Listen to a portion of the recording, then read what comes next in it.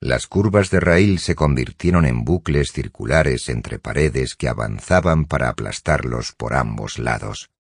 Pero la vía seguía abriéndose camino, y las montañas se separaban, desplegándose como dos alas en la punta del raíl, un ala de color verde, hecha de agujas verticales con pinos enteros formando una sólida alfombra protectora, y la otra de color castaño rojizo, hecha de roca desnuda.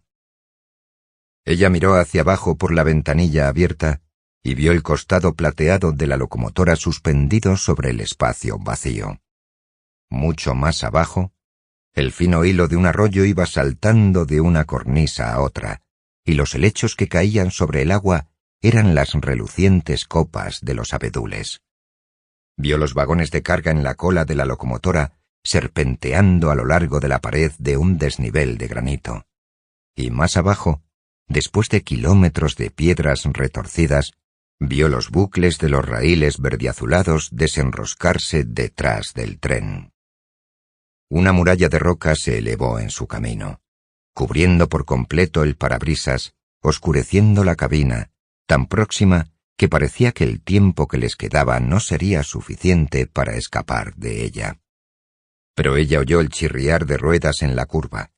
La luz volvió como una explosión, y vio un tramo abierto de vías sobre una estrecha cornisa. La cornisa acababa en el espacio. El morro de la locomotora se dirigía directamente al cielo. No había nada que pudiera detenerlos, salvo dos tiras de metal verdiazulado ensartadas en una curva a lo largo de la cornisa. Asumir la violenta fuerza de 16 motores, pensó, el empuje de 7.000 toneladas de acero y carga, aguantarlo, sujetarlo y desplazarlo alrededor de una curva. Esa era la hazaña imposible que realizaban dos tiras de metal no más anchas que su brazo. ¿Qué es lo que lo hacía posible? ¿Qué poder le había conferido a una invisible combinación de moléculas el poder del que dependían sus vidas y las de todos los hombres que esperaban los 80 vagones? Vio el rostro y las manos de un hombre, iluminados por el resplandor de un horno de laboratorio, trabajando sobre el líquido blanco de una muestra de metal. Sintió la oleada de una emoción que no podía contener, como si algo la invadiera de abajo arriba. Fue hacia la puerta de los motores, la abrió de golpe para oír un aluvión ensordecedor de sonido y entró en el latido del corazón de la locomotora. Por un instante, fue como si hubiese quedado reducida a un solo sentido, el sentido del oído, y lo que quedaba de lo que ella oía era solo un largo grito subiendo, bajando, subiendo. Estaba de pie en una oscilante y sellada cámara de metal, mirando a los gigantescos generadores. Había querido verlos, porque la sensación de triunfo dentro de ella estaba unida a ellos, a su amor por ellos, y a la razón del trabajo que ella había elegido en su vida. En la anormal claridad de una violenta emoción, sintió como si estuviera a punto de comprender algo que nunca había sabido y que tenía que saber. Rió en voz alta, pero no oyó ningún sonido salir de ella.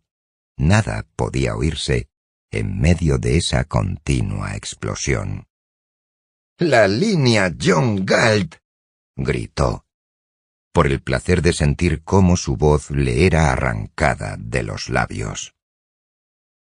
Se movió despacio a lo largo de las unidades de motores, pasando por un estrecho pasillo entre los motores y la pared. Se sintió con el atrevimiento de una intrusa, como si se hubiera colado en el interior de una criatura viviente, bajo su piel plateada, y estuviera observando su vida latiendo dentro de cilindros grises de metal, en serpentines retorcidos, en tubos sellados y en la convulsiva vorágine de aspas en jaulas de alambre.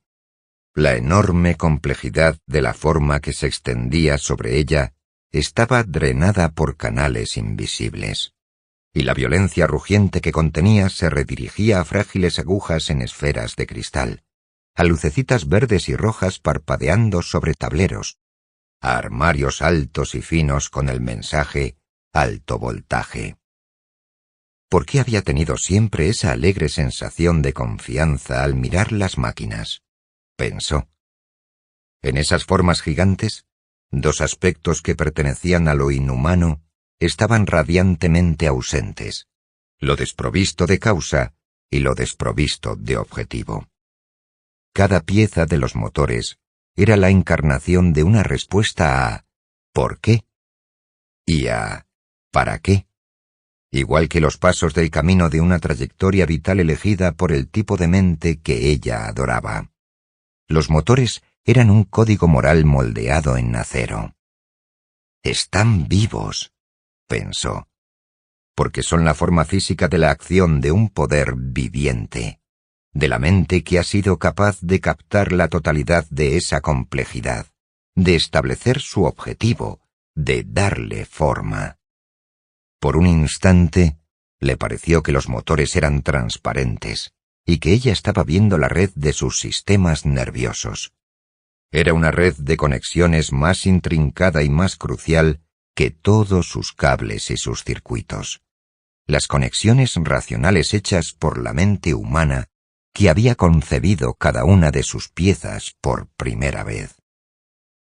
«Están vivos», pensó. Pero su alma las dirige por control remoto.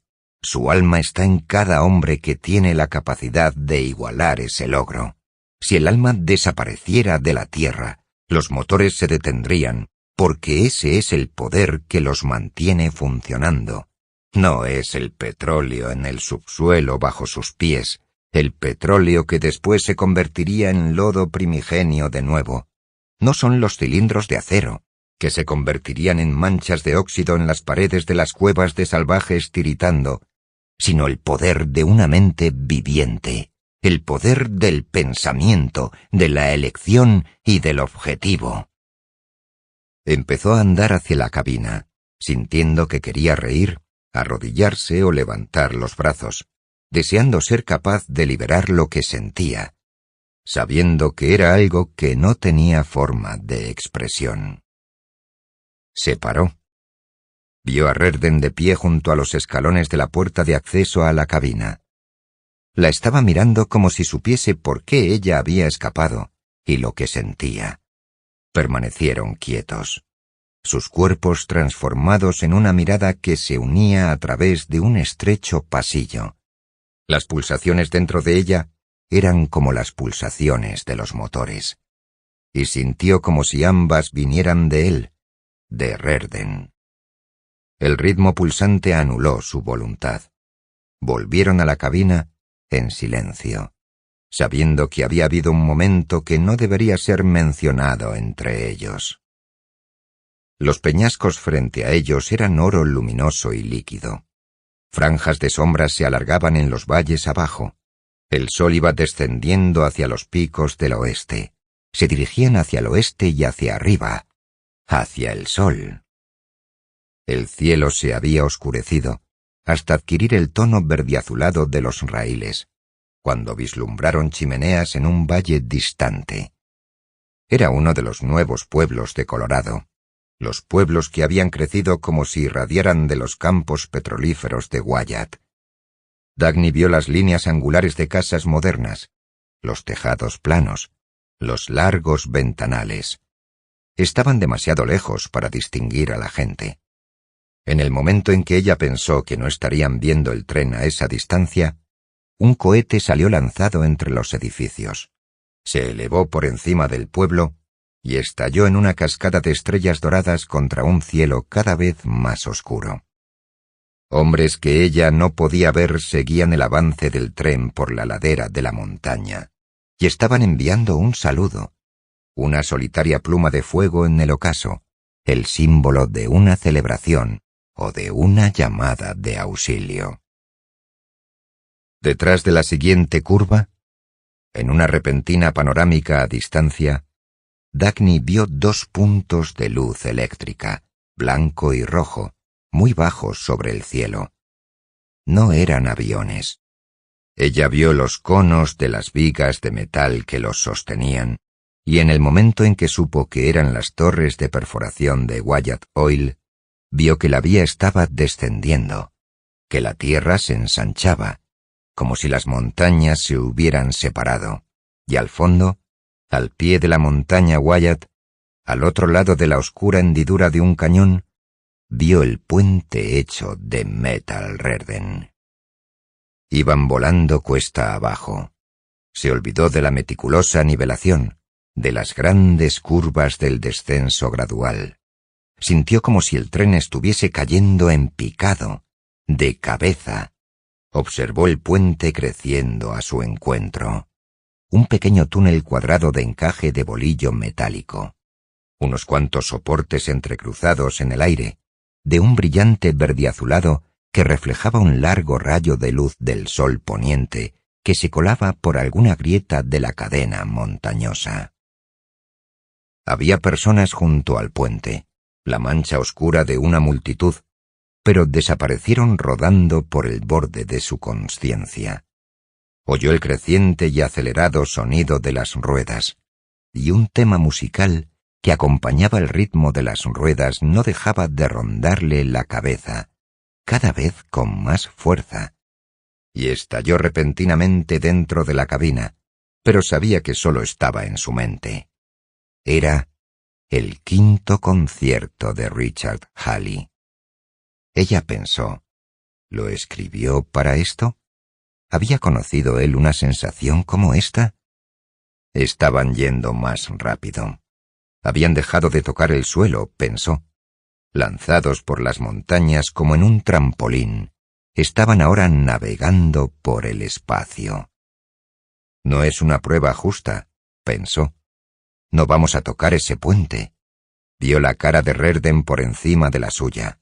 Le sostuvo su mirada y echó la cabeza hacia atrás para que su rostro quedara quieto en el aire debajo del de él. Oyeron un estridente estallido de metal. Oyeron un redoble de tambor bajo sus pies. Las diagonales del puente pasando veloces ante la ventanilla con el sonido de un palo de metal arrastrado contra los barrotes de una valla.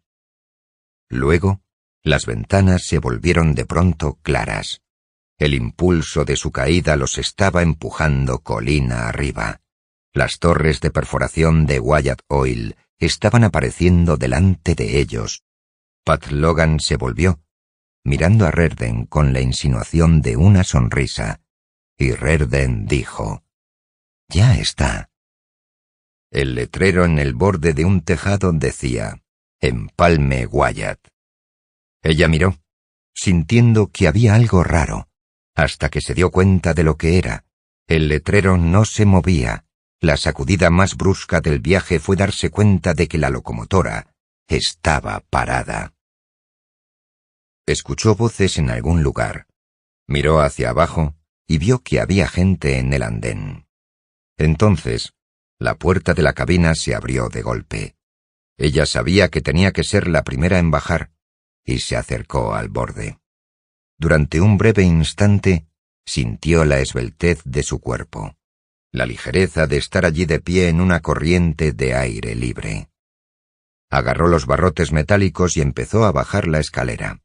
Estaba a mitad de camino cuando sintió las palmas de las manos de un hombre cogerla firmemente por las costillas y la cintura. Fue arrancada de los escalones, columpiada por el aire y depositada en el suelo. No pudo creer que el joven sonriente delante de ella era Ellis Wyatt. El tenso y desdeñoso rostro que ella recordaba tenía ahora la pureza, la expectación y la alegre benevolencia de un niño en el tipo de mundo para el que él había sido creado. Se estaba apoyando en el hombro de él, sintiéndose inestable sobre el suelo inmóvil, con sus brazos rodeándola. Estaba riendo. Estaba escuchando las cosas que él decía. Estaba respondiendo. «Pero, ¿no sabías que lo haríamos?» Un momento después, vio las caras que los rodeaban. Eran los accionistas de la línea John Galt, los hombres de Nielsen Motors, Hammond Cars, Stockton Foundry y todos los otros. Les estrechó las manos y no hubo discursos. Estaba apoyada en Ellis Wyatt, un poco temblorosa, apartándose el pelo de los ojos, dejando manchas de hollín en su frente. Estrechó las manos de los hombres de la tripulación del tren, sin palabras, con el sello de las sonrisas de sus caras. Había flashes de fotos estallando a su alrededor, y hombres saludándoles con las manos desde los aparejos de los pozos petrolíferos en las laderas de las montañas. Sobre su cabeza, sobre las cabezas de la multitud, las letras TT en un escudo de plata se iluminaron con el último rayo de un sol poniente. Ellis Wyatt había asumido el mando. La estaba llevando a algún lugar, el movimiento de su brazo abriéndoles paso entre la multitud, cuando uno de los fotógrafos consiguió acercarse a ella. «Señorita Taggart», gritó, «¿nos da un mensaje para el público?» Ellis Wyatt señaló la larga hilera de vagones y dijo, «¡Ella lo ha hecho!». Luego, estaba sentada en el asiento trasero de un descapotable que ascendía por las curvas de una carretera de montaña. El hombre sentado a su lado era Rerden. El conductor era Ellis Wyatt. Se detuvieron frente a una casa que estaba al borde de un acantilado, sin ninguna otra vivienda a la vista, con la totalidad de los campos petrolíferos extendiéndose abajo, en las pendientes. «Bueno, por supuesto que os quedáis conmigo en mi casa esta noche, los dos», dijo Ellis Wyatt mientras entraban. «¿Dónde, si no, pensabais quedaros?» Ella rió. «No sé, no había pensado en eso en absoluto. La ciudad más próxima está a 1 hora de coche. Allí es donde vuestra tripulación ha ido. Los muchachos del puesto de la división Taggart están dando una fiesta en su honor. Ellos y toda la ciudad. Pero le dije a Ted Nielsen y a los otros que para vosotros no habría banquetes ni discursos. Es decir, a menos que lo prefiráis». «Ni pensarlo», dijo ella. «Gracias, Ellis». Estaba oscuro cuando se sentaron a cenar a la mesa en un comedor de amplias ventanas y unas pocas piezas de mobiliario caro. La cena fue servida por una silenciosa figura de chaqueta blanca, el único otro habitante de la casa, un indio de edad con una cara sin expresión y modales corteses. Unos cuantos puntos de fuego estaban dispersos por la sala, extendiéndose más allá de las ventanas.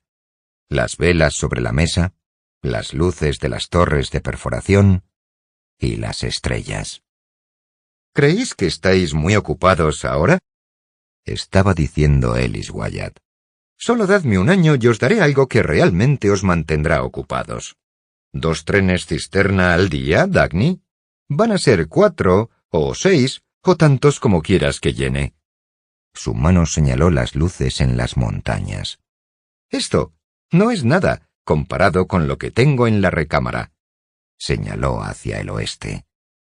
«El puerto de Buena Esperanza, a 8 kilómetros de aquí, todo el mundo se está preguntando qué pienso hacer con él. Pizarra bituminosa. ¿Cuántos años hace que dejaron de intentar extraer petróleo de las pizarras porque era demasiado caro? Bueno, pues esperad a ver el proceso que yo he desarrollado. Será el petróleo más barato que les haya salpicado en la cara jamás, y una oferta ilimitada de él, una fuente sin explotar que hará que el mayor yacimiento de petróleo parezca un charco de barro. ¿Pedí un oleoducto?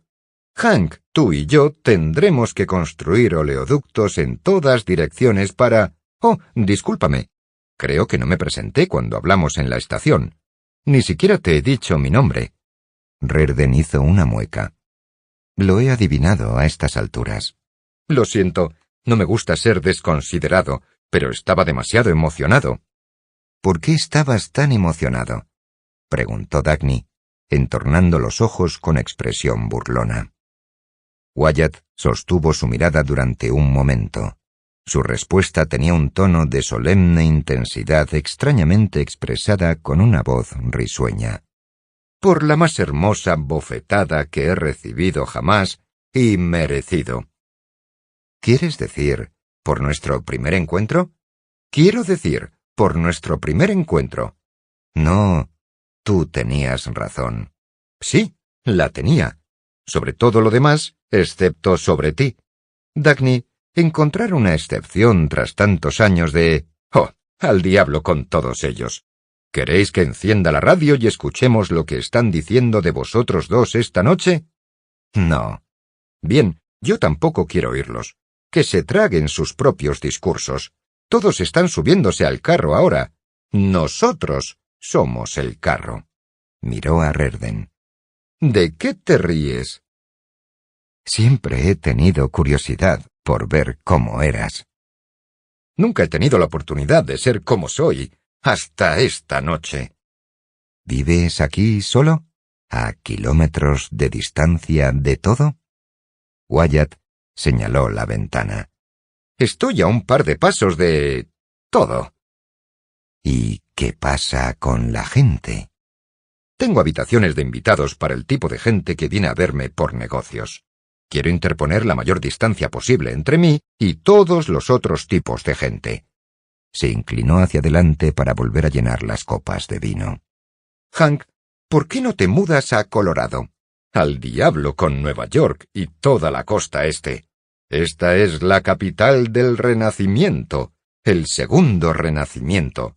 No de pinturas al óleo y catedrales, sino de torres de perforación, centrales eléctricas y motores hechos de metal, Rerden. Tuvieron la edad de piedra y la edad de hierro, y ahora van a llamarla la edad de metal, Rerden, porque no hay límite para lo que tu metal ha hecho posible. Voy a comprar unas cuantas hectáreas en Pensilvania, dijo Rerden. Las que están alrededor de mi fundición. Habría sido más barato construir una filial aquí, como yo quería. Pero ya sabéis por qué no puedo hacerlo.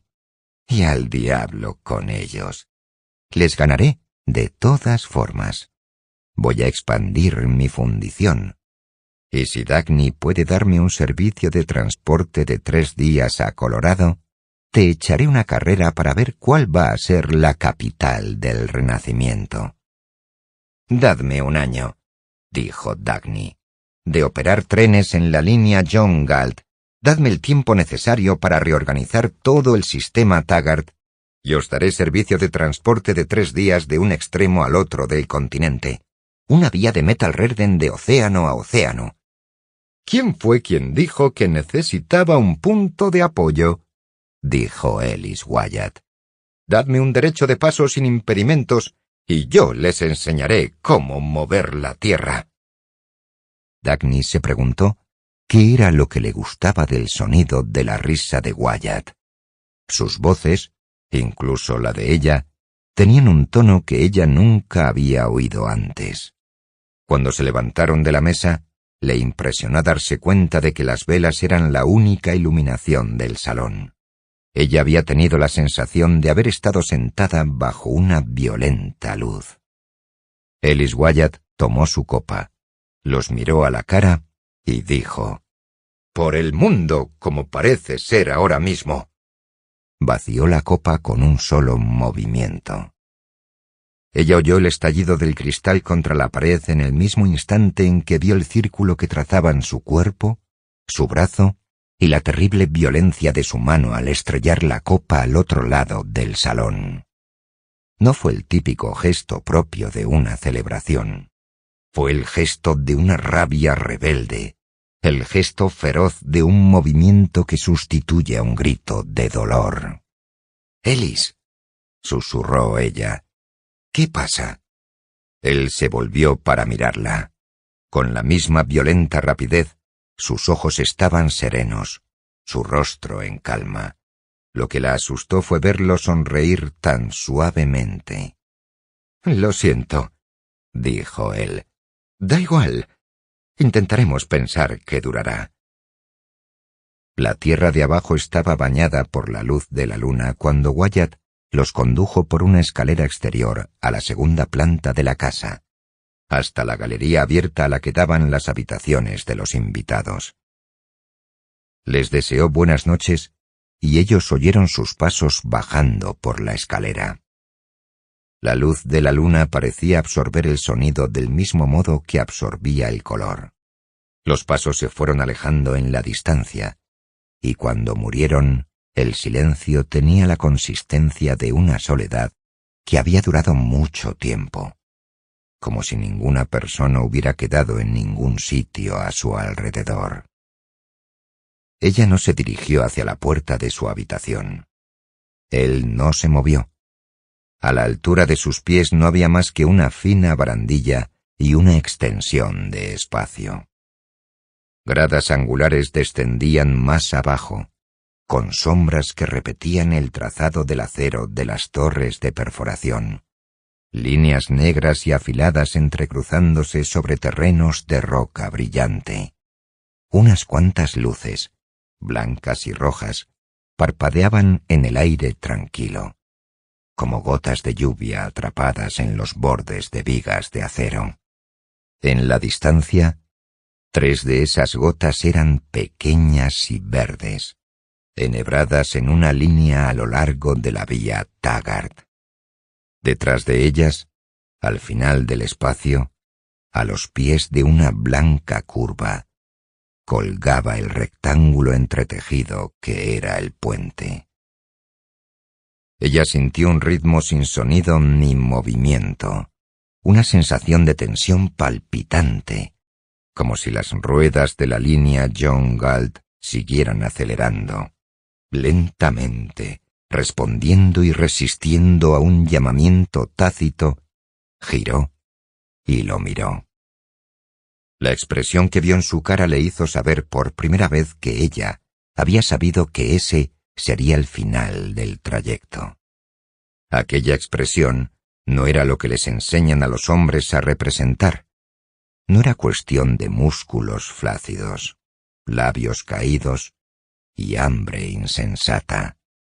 Las líneas de su cara estaban tensas, dándoles una pureza peculiar, una nítida precisión de forma, haciéndola limpia y joven.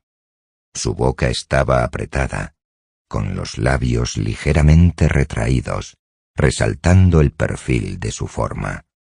Solo sus ojos estaban borrosos, los párpados inferiores hinchados y levantados, su mirada centrada en lo que parecía odio y dolor. La conmoción pasó a ser un entumecimiento extendiéndose por el cuerpo de ella. Sintió una fuerte presión en la garganta y en el estómago. Era consciente solo de la silenciosa convulsión que le impedía respirar. Pero lo que sentía, sin palabras para ello, era: sí, Hank, sí, ahora, porque es parte de la misma batalla. De alguna forma que no sé cómo nombrar, porque es nuestro ser contra el de ellos, nuestra gran capacidad, por la que ellos nos torturan, la capacidad de ser felices. Ahora, así, sin palabras ni preguntas, porque lo queremos. Fue como un acto de odio, como el cortante impacto de un látigo envolviendo su cuerpo. Sintió los brazos de él rodeándola, sintió sus propias piernas avanzar para encontrarse con las de él, y su pecho retroceder bajo la presión del de él, la boca de él sobre la suya. Su mano se movió desde los hombros a la cintura y a las piernas de Hank, liberando el deseo inconfesado de todas sus reuniones con él. Cuando apartó su boca de la de él, estaba riendo silenciosamente, triunfante, como si estuviera diciendo: Hank Rearden, el austero, el inaccesible Hank Rearden de la oficina de monje, de las reuniones de negocios y de las duras discusiones. ¿Las recuerdas ahora? Estoy pensando en eso, por el placer de saber que te he llevado a hacer esto. Él no estaba sonriendo, su cara estaba tensa. Era la cara de un enemigo. Sacudió la cabeza y volvió a apresar la boca de ella, como si estuviera infligiendo una herida. Ella lo sintió temblar y pensó que ese era el tipo de grito que había querido arrancar de él. esta rendición a través de los jirones de su torturada resistencia.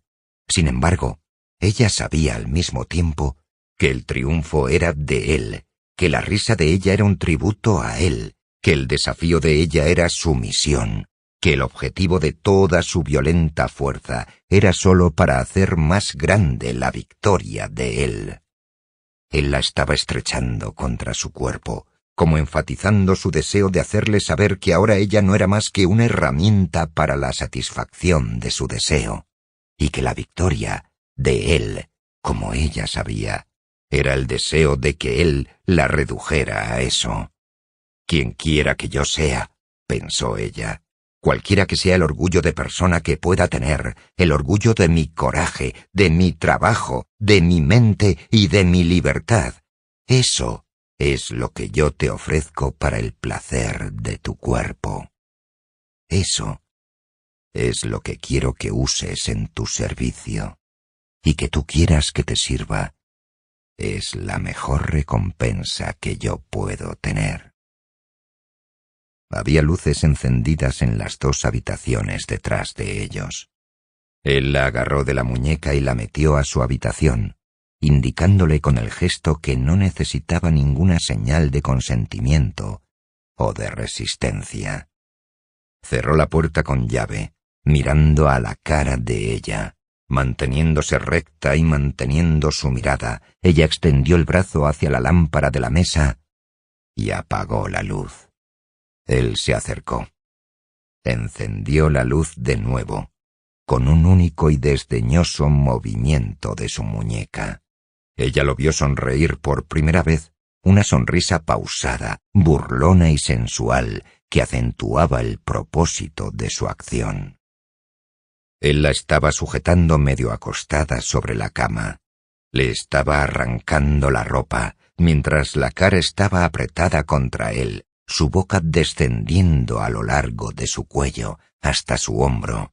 Ella sabía que cada gesto de su deseo por él le impactaba como un golpe, que había un estremecimiento de increíble furia dentro de él, pero que ningún gesto saciaría la avaricia que él tenía por cada evidencia de deseo de ella. Él estaba de pie, mirando el cuerpo desnudo de ella, se inclinó y ella oyó su voz.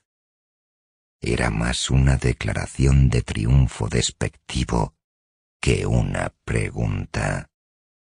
¿Lo deseas? Su respuesta fue más un susurro que una palabra. Sus ojos cerrados, su boca abierta. Sí. Ella sabía que lo que sentía con la piel de sus brazos era la tela de la camisa de él, que los labios que sentía sobre su boca eran los de él, pero en el resto de ella no había diferencia entre el ser de él y el de ella, como si no hubiera división entre cuerpo y espíritu. A través de todos los pasos en los años detrás de ellos, de pasos dados por un camino escogido con el valor de una única lealtad, su amor por la existencia, escogidos con el conocimiento que nada será dado, que uno debe crear su propio deseo y cada forma de su realización, a través de los pasos de conformar metal, raíles y motores. Ellos se habían movido impulsados por el poder del pensamiento de que cada uno recrea el mundo para su propio disfrute, que el espíritu del hombre le da sentido a la materia inerte, moldeándola para que le sirva al objetivo escogido.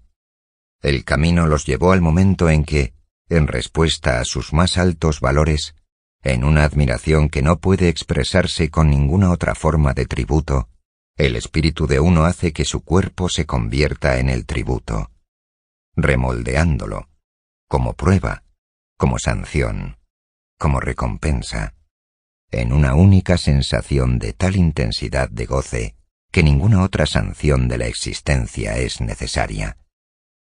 Él oyó el gemido del aliento de ella. Ella sintió el estremecimiento del cuerpo de él en el mismo instante.